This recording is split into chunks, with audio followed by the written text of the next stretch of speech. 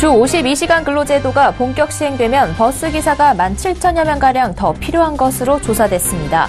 지금보다 20%가 넘는 인력을 1년 내 다 확보하기는 쉽지 않을 것으로 우려됩니다.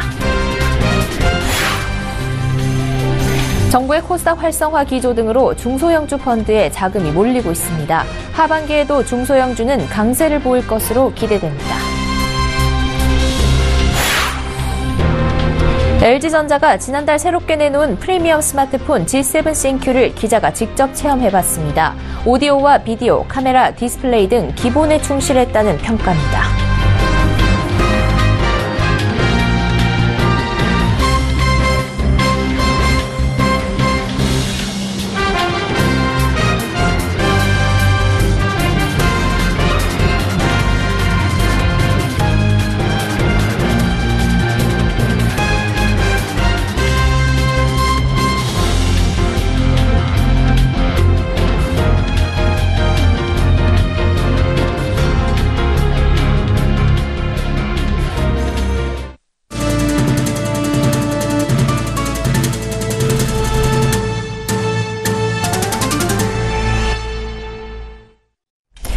시청자 여러분 안녕하십니까? 센 경제현장 양한나입니다. 오는 7월 근로시간 단축 시행을 앞두고 어제 정부와 버스업계가 만나 현행 수준의 운행이 가능하도록 노사정 합의를 이뤘습니다. 하지만 이 주 52시간을 본격적으로 시행하는 내년 7월부터는 버스기사가 17,000명가량이 더 필요한 것으로 조사돼 기사 수급이 쉽지 않을 것으로 관측됩니다. 정창신 기자입니다.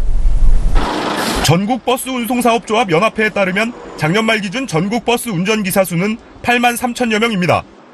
교통연구원 조사에 따르면 오는 7월까지 추가로 필요한 버스기사는 8천여 명이고 주 52시간 근로시간 단축이 시작되는 내년 7월엔 17,000여 명이 충원돼야 합니다. 지금보다 20% 넘는 인력을 1년 안에 뽑아야 한다는 뜻입니다. 업계에선 근로시간이 단축돼 근무 여건이 개선되기는 하지만 버스기사를 직업으로 선택하는 사람은 많지 않을 것으로 예상하고 있습니다. 전국 자동차 노동조합 연맹 관계자는 버스 운전은 3D 업종, 질 낮은 일자리라면서 기사에 대한 인식도 좋지 않아 꼭 이 일을 하겠다는 분이 많지 않은 상황이라고 분위기를 전했습니다. 특히 주말에도 버스가 운행돼야 하는 만큼 주말에 여가를 즐기려는 젊은 층 채용은 쉽지 않다고 덧붙였습니다. 은퇴자 등이 버스기사로 취업하려 해도 당장 현장에 투입하기는 사실상 어렵습니다. 여객 자동차 운수사업법과 시행규칙에 따르면 버스 운전을 하려면 일종 대형 면허를 취득해야 하고 20세 이상이면서 운전 경력 1년 이상의 조건을 충족해야 합니다. 업계에선 안전교육을 추가로 받고 노선을 익히는 등 실제 투입까지 1년 6개월가량 걸린다는 설명입니다.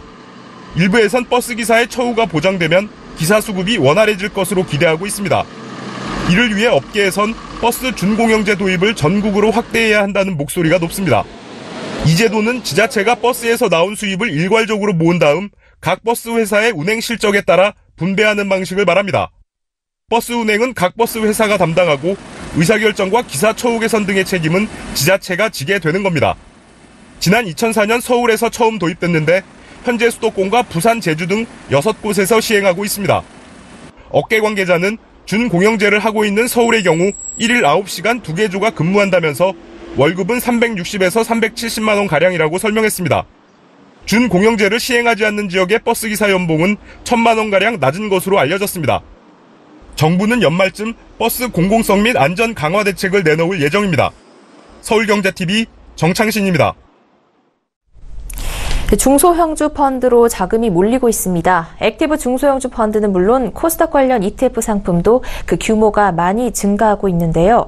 전문가들은 정부의 코스닥 활성화 기조가 계속되고 중국의 사드 보복 관련 조치가 더 완화되면서 하반기에도 중소형주가 강세를 보일 것으로 전망합니다.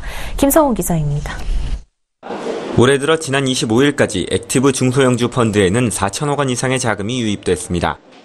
반면 중소형주를 뺀 나머지 액티브 펀드에서는 총 6천억 원가량이 빠져나갔습니다.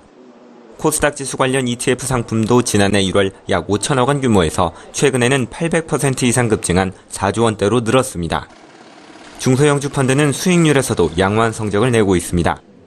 지난 25일 기준 액티브 중소형주 펀드 수익률은 국내 주식형 펀드보다 1%포인트가량 높은 2.06%를 기록했습니다. 중소형주 펀드가 이처럼 강세를 보이는 것은 정부의 코스닥 활성화와 모험자본 육성 기조 덕분인 것으로 풀이됩니다. 연기금의 코스닥 차익 거래 시 증권거래세를 면제해주는 등 정부가 코스닥 활성화 정책을 적극적으로 펼치면서 투자자들이 몰리고 있는 겁니다. 실제로 연초 이후 코스피는 1.6%가량 떨어진 반면 코스닥 시장은 8.96% 상승했습니다. 이르면 7월 자금 조달이 어려운 코스닥 혁신기술 기업 등에 투자하는 2천억 원 규모의 코스닥 스케일업 펀드가 출범한다는 점도 투자자들의 구미를 당기는 요인입니다. 전문가들은 하반기에도 중소형주 펀드가 강세를 보일 것으로 전망했습니다. 정부의 코스닥 활성화 기조가 이어지고 사드 보복 조치가 더욱 풀리면서 코스닥 기업들의 실적이 개선될 것이라는 분석입니다. 셀트리온 제약, 펄어비스 등 코스닥 기업들이 MSCI 지수에 신규 편입됐다는 점과 중소형주 특성상 국제무역 갈등 등 대외 악재에 대한 변동성이 상대적으로 적다는 점도 중소형주 강세 전망을 뒷받침하는 근거가 됩니다. 서울경제TV 김성훈입니다. 지난달 LG전자가 내놓은 프리미엄 스마트폰 G7 싱큐, 스마트폰 부문의 새 사령탑으로 온 황정환 부사장의 첫 작품으로 LG전자가 스마트폰 부진을 이겨낼 발판을 마련할 수 있을지 주목됐는데요. A, B, C, D, 다시 말해 오디오와 비디오, 카메라, 디스플레이라는 본질에 집중했다고 밝힌 G7 싱큐를 이보경 기자가 직접 써봤습니다. LG전자의 전략 스마트폰 G7 싱큐. V30와 비슷하지만 좀 더 날렵한 느낌입니다. 크기는 폭 71.9mm, 높이 3.2mm, 두께는 7.9mm. 전작보다 좀 더 길어진 것이 있지만 베젤을 줄여 디스플레이를 상하로 길게 뺀 것이 시원한 느낌을 줍니다. 논란이 됐던 액정 상단이 M자를 띠는 노치 디자인. LG전자는 이를 세컨드 스크린으로 칭하고 있는데 호불호가 나뉘겠지만 거슬린다면 설정에 가서 세컨드 스크린을 검은 화면으로 덮어버릴 수 있습니다. 다음으로 LG가 집중했다는 ABCD. 기본적으로 하이파이 쿼드덱을 제공하고 있는데 여기에 서라운딩 사운드 효과인 DTSX 음장 기술을 더했습니다. 또 G6에는 없던 사운드 프리셋에 잔향을 조정하는 디지털 필터 기능까지 넣었고 이퀄라이저 기능까지 있어서 역시 음향은 LG전자라는 것이 느껴집니다. 여기에 하나 더 추가한 것이 붐박스 기능. G7 싱큐는 핸드폰 전체를 사운드 울림통으로 사용하고 있습니다. 음량을 최대로 하고 울림통을 더 키워둘 상자 위에 올려놓으니 사운드 크기가 커지는 것과 동시에 울림이 확실히 커지면서 웬만한 블루투스 스피커가 필요 없다는 말이 절로 나옵니다. 3000mAh 용량의 배터리가 탑재되어 있습니다. 언뜻 평이하지만 스냅드래곤 845에 전력 절감 기능이 들어가 있고 소프트웨어를 개선해 소비 전력 효율을 높였습니다. LG전자 홈페이지에 따르면 G7 싱큐의 경우 연속 통화 약 19시간, 연속 대기 약 100시간이 가능합니다. 어두운 곳에서도 밝게 촬영해주는 슈퍼 브라이트 기능과 AI 카메라, 광각과 아웃포커스 기능까지 합쳐져 스마트폰에 탑재된 기본 카메라로도 전문가가 찍은 듯한 사진을 완성해줍니다. 우선 광각은 LG 스마트폰의 전매 특허. 셀카를 찍을 때 특히 편하다는 느낌을 받았는데 광각 모드로 바꾸자 셀카봉을 든 듯 주변의 풍경이 한눈에 들어옵니다. 또 전작에서 광각 기능을 사용하면 사물이 왜곡되는 현상이 나타났는데 이 부분이 많이 개선돼 큰 왜곡 없이 찍히는 것을 확인할 수 있습니다. AI 카메라는 다양한 사진 어플을 사용하는 기자로서는 큰 매력으로 다가오진 않았지만 기본 카메라를 사용하는 이용자에게는 셀링 포인트가 될 만합니다. 햄버거를 찍자 AI 카메라가 음식을 찍는다는 것을 스스로 인식합니다. 음식에 맞는 필터를 씌워주고 또 음식에 맞는 필터 4가지의 선택법까지 줘서 가장 적합한 색감을 찾아낼 수도 있습니다. 디스플레이에서 가장 눈에 띄는 점은 슈퍼 브라이트 디스플레이. 햇빛이 쨍한 날 핸드폰을 들고 회사 앞으로 나가봤습니다. 화면을 가장 밝게 했는데도 여전히 어둡게 보이는 것을 확인할 수 있습니다. 여기에서 부스트 기능을 켜자 화면이 확실히 밝아집니다. 골프 등 야외 활동을 즐기는 이용자에게 유용할 것으로 보입니다. 지난주 뜨거운 감자였던 LCD M+. 논란은 차치하고 OLED와 비교해 화질이 전혀 떨어지지 않는다는 것은 한눈에 느껴집니다. 잡다한 기능보다는 전화나 문자 외에 가장 많이 사용하는 스마트폰의 본질에 집중한 G7 싱큐. LG폰스러움을 벗어내고 LG전자 스마트폰의 도약의 발판이 되기에는 충분해 보입니다. 서울경제TV 이보경입니다. 요즘 캠핑 즐기시는 분들 많으시죠? 캠핑은 어느덧 10명당 1명꼴로 즐기는 야외 활동으로 자리 잡았는데요. 하지만 이 캠핑 용품 값은 만만치가 않습니다. 최근엔 저렴한 가격으로 부담 없이 캠핑을 즐기는 방법도 늘어나고 있습니다. 유동현 기자입니다. 친구나 연인, 가족끼리 즐기는 캠핑. 요즘같이 날씨가 풀리면 초여름 캠핑을 즐기려는 시민들도 늘어납니다. 5분이면 매진이래요. 그러니까 아마 지금은 일본 달가 다 됐고 7월 달께 실제로 한 가격 비교업체에 따르면 텐트, 그늘막 등 캠핑용품 매출은 전월 대비 최대 71% 상승했습니다. 하지만 가격 부담이 만만치 않습니다. 가볍게 나들이를 떠나려고 해도 돗자리만으로는 어렵습니다. 그늘막은 필수고 소형 텐트까지 추가하면 시중 중저가 브랜드를 기준으로 해도 10만 원이 훌쩍 넘어갑니다. 여기에 의자나 매트를 추가하면 금액은 더 불어납니다. 소비자들은 인터넷으로 저렴한 제품을 구매하려고 하지만 이 또한 쉽지 않습니다. 물품을 싸게 구매하려는 심리를 노린 인터넷 사기도 매달 1000여 건이 넘어가기 때문입니다. 하지만 중저가 브랜드나 리퍼브, 중고 제품을 판매하는 캠핑용품 업체가 늘어나면서 부담 없이 캠핑을 즐기는 방법도 많아지고 있습니다. 이 같은 매장에선 10만 원이 조금 넘는 가격으로 나들이 준비가 가능합니다. 리퍼 제품 이용 시 가격은 더 낮아집니다. 중고 제품은 기존가보다 4분의 1 수준이거나 그보다 낮아 소비자들의 부담을 확 줄여줍니다. 가격 대비 만족감이 높아 입소문을 타고 최근 미니멀 캠핑족이나 입문자들에게 주목을 받고 있습니다. 일단 가격적으로 많이 부담들을 가지고 계시는데 저희는 중저가 브랜드 제품을 좀 저렴하게 판매하는 제품들이 많고요. 중고 제품 같은 경우는 저희가 자체 카페에다가 올려가지고 판매를 하면 당일 바로바로 예약이 돼서 중고 제품 인기가 굉장히 많거든요. 캠핑용품을 저렴하게 구매하는 방법이 다양해지면서 간단한 나들이를 즐기려는 시민들도 늘어날 것으로 보입니다. 서울경제TV 유동현입니다.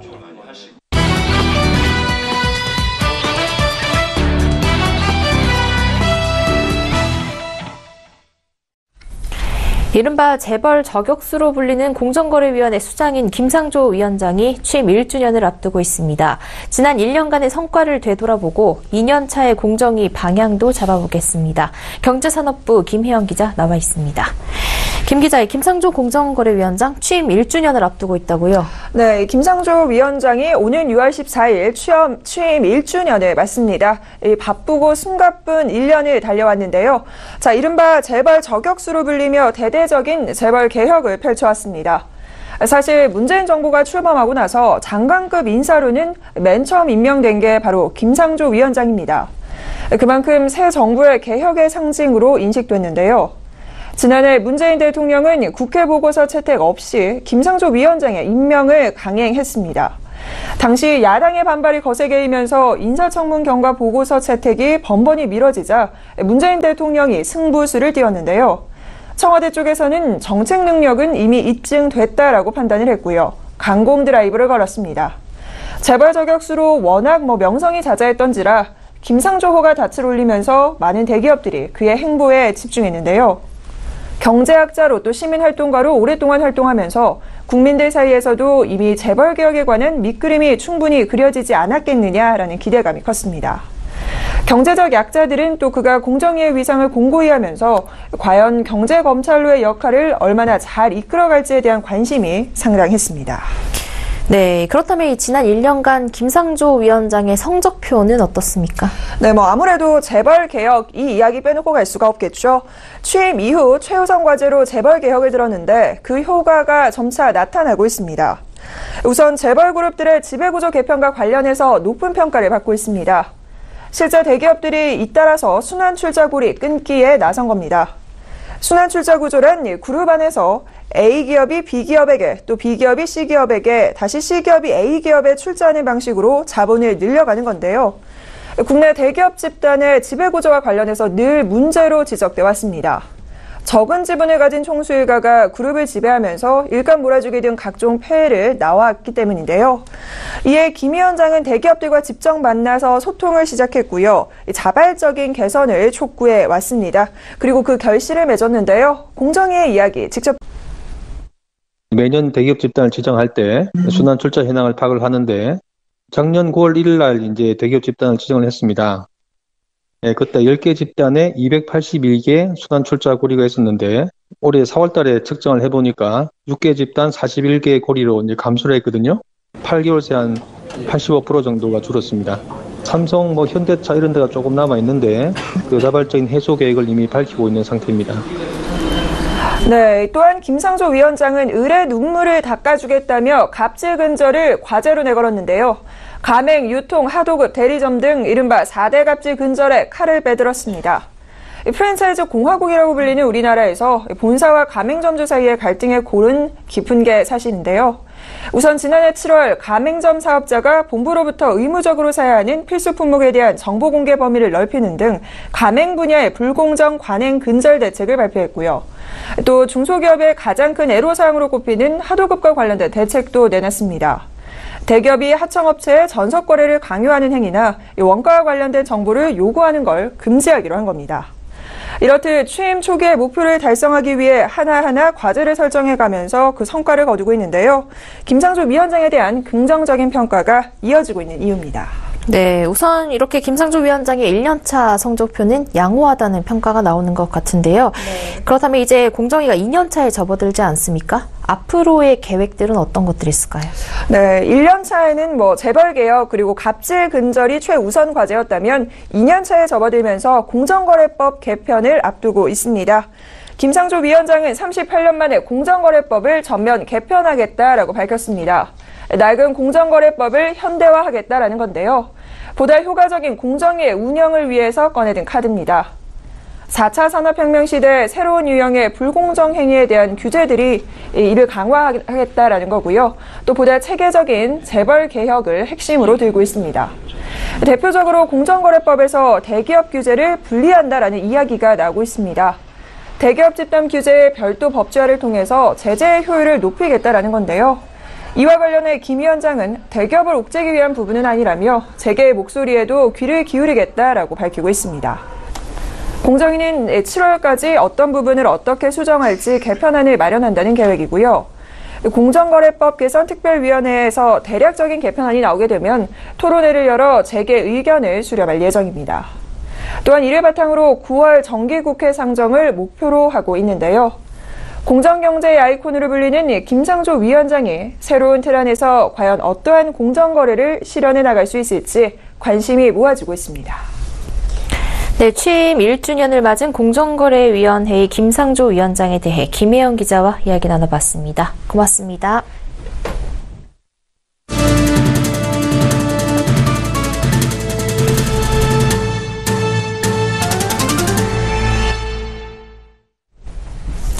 광주시와 현대차가 공동으로 완성차 공장을 설립한다는 계획입니다. 현대자동차는 광주시가 추진 중인 자동차 완성차 공장 독립법인 설립에 참여 의향을 밝혔습니다. 윤장현 광주시장은 오늘 기자간담회를 통해 현대자동차가 광주시와 다수 기업이 참여하는 합작 방식 독립법인에 여러 투자자 중 일원으로 지분 투자를 검토할 의향이 있다는 사업 참여 의향서를 접수해왔다고 말했습니다. 참여 의향서의 핵심 내용은 독립법인 설립에 지분 참여, 완성차 위탁 생산, 신차 개발 차종 생산 등에 협의하겠다는 것 등입니다. 광주시는 지난 2016년 빅그린 국가산업단지에 연간 10만 대 생산 규모를 갖춘 자동차 공장과 부품사 등 복합 단지를 조성해 지역 경제를 활성화하겠다고 계획한 바 있습니다. 르노 삼성자동차 부산 공장 이후 22년 만에 첫 완성차 공장을 국내에 설립하겠다는 겁니다. 광주시는 이를 위해 그동안 지역 내 노사 노사정 타협을 통해 건설될 공장 근로자의 연봉도 기존 현대차 근로자의 절반 수준인 4천만 원대로 합의받습니다. 또 투자비의 최대 10%를 보조해주고 취득세 75% 감면, 재산세 5년간 75% 감면, 교육, 문화, 주거, 의료, 복지 지원 등의 대규모 인센티브도 제시했습니다. 기업 입장에선 고비용 저생산 구조에서 벗어날 수 있고 근로자 입장에선 직간접적으로 12,000개 이상의 안정적 일자리를 제공받을 수 있어 모두가 윈윈할 수 있는 상생 모델로 평가받고 있습니다. 민주노총이 오는 30일 10만 명 규모의 전국 노동자 대회를 개최하는 등 강력한 대정부 투쟁을 예고하고 나섰습니다. 민주노총은 오늘 최저임금 산입 범위를 확대한 최저임금법 개정안에 대해 문재인 대통령의 거부권 행사를 요구하며 청와대 앞에서 항의 농성에 들어갔습니다. 전국민주노동조합 총연맹은 오늘 청와대 앞에서 기자회견을 열고 대통령 거부권 행사를 포함한 최저임금 삭감법 폐기를 위해 농성투쟁에 돌입한다고 밝혔습니다. 이어 최저임금 삭감은 양극화와 불평등을 심화하고 노동자 임금을 국가가 삭감하는 것이라며 문재인 대통령에게 면담을 요구했습니다. 민주노총은 청와대 앞 농성과 함께 최저임금법 폐기를 위한 100만 범국미 서명운동도 벌이기로 하고 30일 10만 명 규모의 전국 노동자 대회를 개최할 예정입니다. 지난달 전국 주택가격이 2013년 8월 이후 처음으로 떨어졌습니다. 한국감정원 조사에 따르면 지난달 전국 주택가격은 전달보다 0.03% 하락해 2013년 8월 이후 57개월 만에 처음으로 감소세로 돌아섰습니다. 전반적으로 주택시장이 안정된 가운데 지방의 하락폭이 4월 마이너스 0.06%에서 지난달 마이너스 0.13%로 커졌습니다. 조선산업 불황과 입주 물량 증가 등 영향으로 경남의 주택가격은 4월 마이너스 0.29%에서 5월엔 마이너스 0.49%로, 울산은 마이너스 0.41%에서 마이너스 0.69%로 하락폭을 키웠고 강원과 충북, 부산 등도 약세를 보였습니다. 서울의 주택가격은 전달보다 0.21% 올랐으나 상승폭은 4월보다 둔화했습니다. 특히 강남 4구와 성동구, 노원구의 주택가격이 지난해 9월 이후 8개월 만에 하락 전환했습니다. 직원들을 상습 폭행한 혐의를 받고 있는 조양호 한진그룹 회장의 부인 이명희 예루재단 이사장의 구속 여부가 이르면 4일 결정될 것으로 보입니다. 이사장에 대한 영장 실시 심사는 오는 4일 오전 10시 30분 서울중앙지법에서 박범서 영장전담 부장판사의 심리로 진행됩니다. 이 씨는 자신의 집 경비원에게 욕설을 하며 가위를 던지고 운전기사를 발로 차 전치 2주의 상해를 입게 한 혐의를 받고 있습니다. 지난해 국정농단 관련 재판 1심에서 실형을 받고 법정 구속된 최순실 씨의 조카 장시호 씨가 항소심에서도 실형을 선고받았습니다. 서울고등법원은 장 씨에게 징역 2년 6개월을 선고한 원심을 깨고 징역 1년 6개월을 선고했습니다. 앞서 장 씨는 삼성과 그랜드 코리아 레저를 압박해 동계스포츠 영재센터 후원금 18억여 원을 받아낸 혐의 등으로 기소됐습니다. 채용비리에 관여한 의혹을 받는 KB하나은행 함영주 행장이 자신의 구속 여부를 가릴 법원 심사에 출석했습니다. 함 행장은 오늘 서울서부지법 곽형섭 영장전담 판사 심리로 열리는 구속 전 피의자 신문에 출석하기 위해 서울 마포구 법원에 나와 김정태 회장의 지시를 받은 적이 있는가란 질문에 없다고 말했습니다. 함 행장은 사원 채용 과정에서 계열사 사장 관련 지원자들에게 임원 면접 점수를 높게 주는 방법으로 부정 채용에 관여한 혐의를 받고 있습니다. 재건축 초과이익 환수제 영향으로 서울 지역 재건축 아파트 값이 6주 연속 하락했습니다. 부동산 114 자료를 보면 이번 주 서울 시내 재건축 아파트 값은 0.04% 하락해 6주 연속 내림세가 이어졌습니다. 재건축 부담금에 대한 우려와 매수세 위축으로 강남구와 송파구의 재건축 아파트 값이 각각 0.1%, 0.04% 하락하며 약세를 주도했습니다.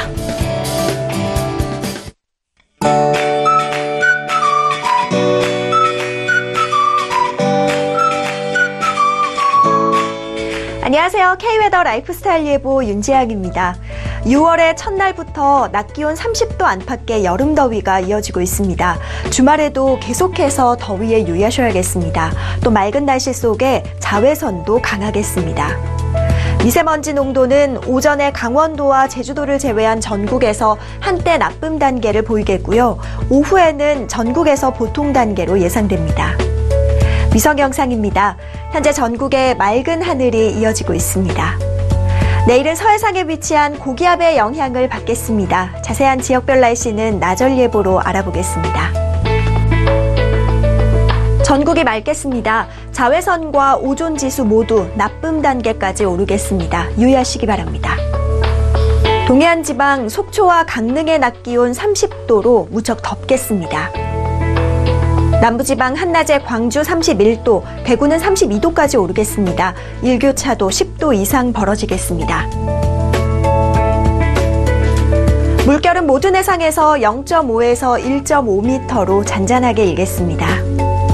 당분간 구름만 다소 지나겠고요. 제주도는 다음 주 화요일에 비가 내릴 것으로 전망됩니다. 날씨였습니다. 센 경제 현장 여기까지입니다. 시청해주신 여러분 고맙습니다.